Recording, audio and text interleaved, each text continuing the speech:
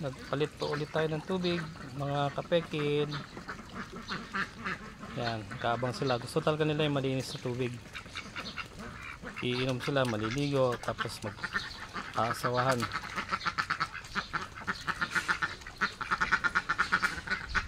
Yan, naririnig niyo po yung mga babae. Kahanap sila ng aasawa sa kanila. Yung pond na yan, ano lang yan, yung taas na isang hollow blocks lang. Bali yung pahaba niya is 6 na hollow blocks, yung palapad naman niya 3 hollow blocks. And everyday pinapalitan. Kasi mapapansin mo pag marami ang tubig, hindi sila naliligo, hindi sila iinom, tapos dyan din sila nagkakastahan. Maganda pong may may paliguan yung mga alaga nyo para mas maganda ang fertility, lalo sa panahon ng tag-init. Yan, gusto nilang naliligo.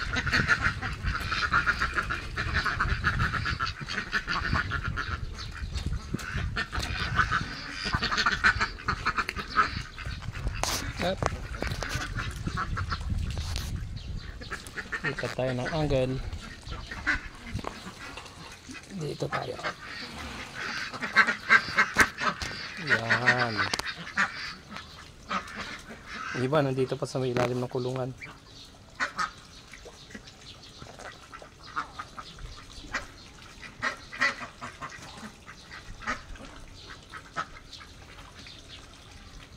Dito panoorin natin sila.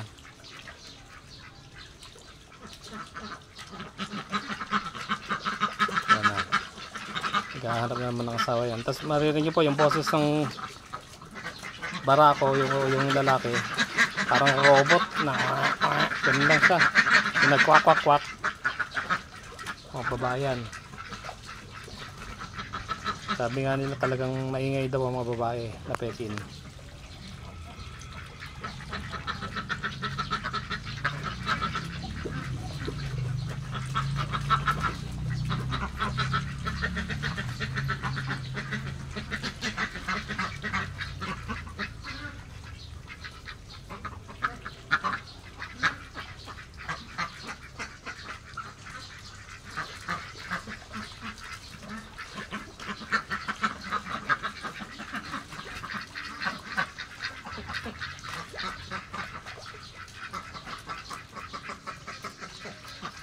Alam na alam nila pag malinis yung tubig, lalapitan sila. Lalo yan, bagong bigay pa lang yung pagkain. Ito yung pakain na namin. Ayan. Yan po yung mga pakain na namin.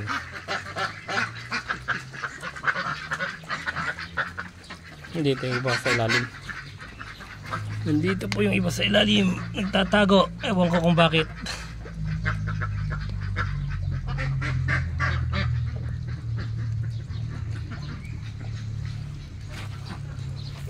Yan sila, malilinis, maputi.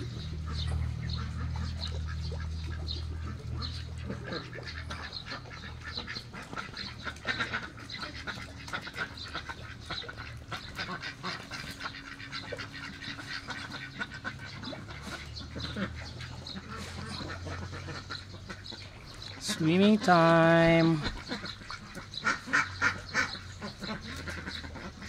Ang init ng araw pero nandun sila sa tubig. Yung iba pagkatapos maligo niyan, magpapagpag ng mga balahibo yan. Pupunta sila dun sa dry na lugar. Gusto nila yung umaapaw yung tubig.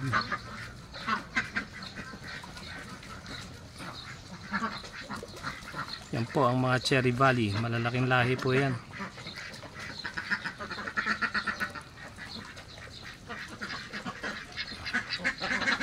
Yung barako, hindi nagbabago yung kulay nila. Orange pa rin ang pa-orange ang toka. Palibasa, hindi kasi mga nangingitlog. Unlike sa babae, Bago mangitlog yan, orange na orange din sila. Pero pag nag-start na silang umitlog, yan na, nagsisimula mag-fade yung kulay nila. Dahil siguro yung vitamins na ng pagkain nila, ayan, napupunta dun sa egg na napoproduce sila, na pinoproduce sila.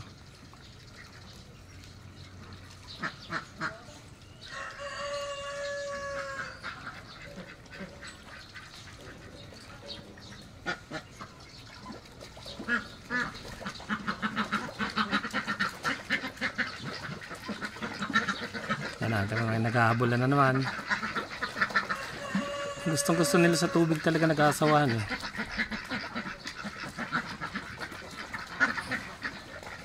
Palibasa mga waterfowl. Ang laki niya.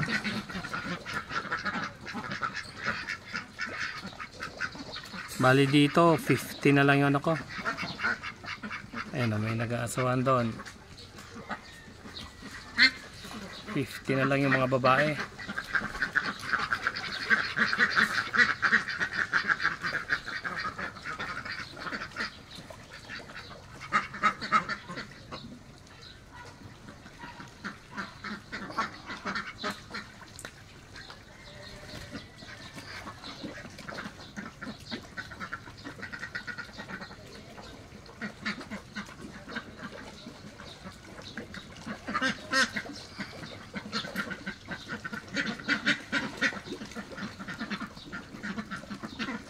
Bali ano sila, 1 year na po itong nangingitlog, itong mga to. Magwa 1 year kasi nag-start silang mangitlog noong August. So July ngayon. So, next month, August na, yan. Baka huminto na rin ang pag-iitlog itong mga to.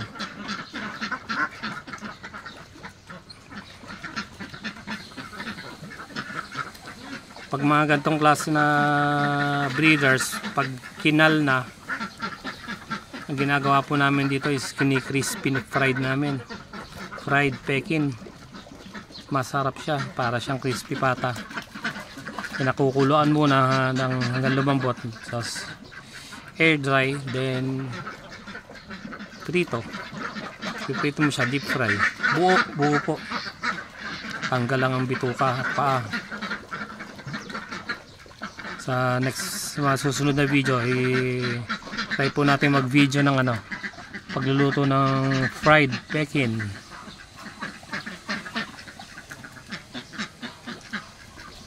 Yan, kikita nyo po yung iba tapos na maligo. Yan, yung iba naghahabulan pa,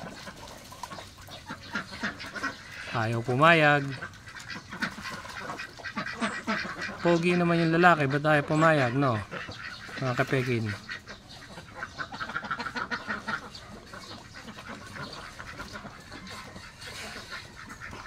Makakahanap dito ng kaparis yan.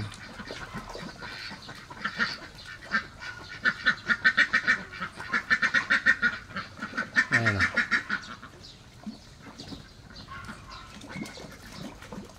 Lahat.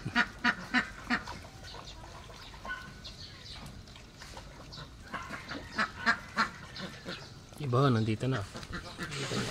Yan, sasabi ko, pupunta sila sa dry na lugar. Magpapagpag na ng balahibo nila.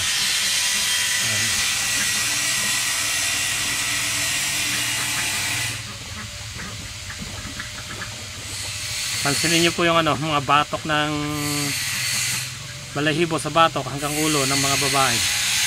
Halos naubos na. Kasi pag yung lalaki, gusto nila yung babae, nakahawakan nila yung balahibo sa ulo.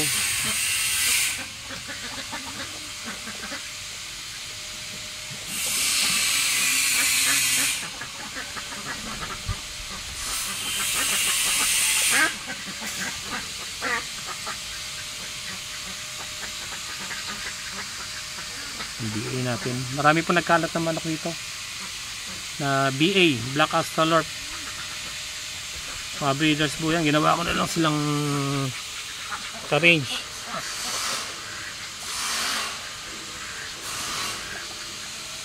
para natural lang din po yung life nila.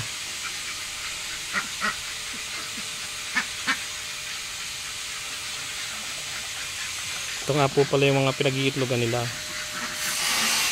Mga gulong. Mga pinaglumaang gulong.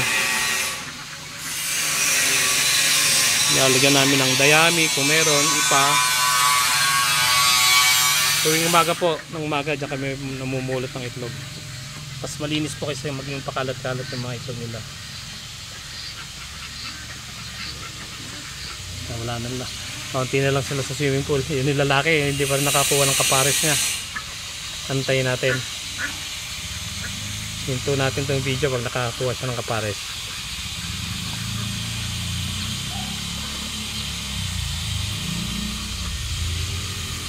Yung mga lalaki, oh. May kulot sa buntot, sa dulo. Yan, may sumasok yung sa swimming pool. Yung lalaki. Ang malalaki. Malaki po sila. Maabot sila ng 4 hanggang 4.5 na kilo.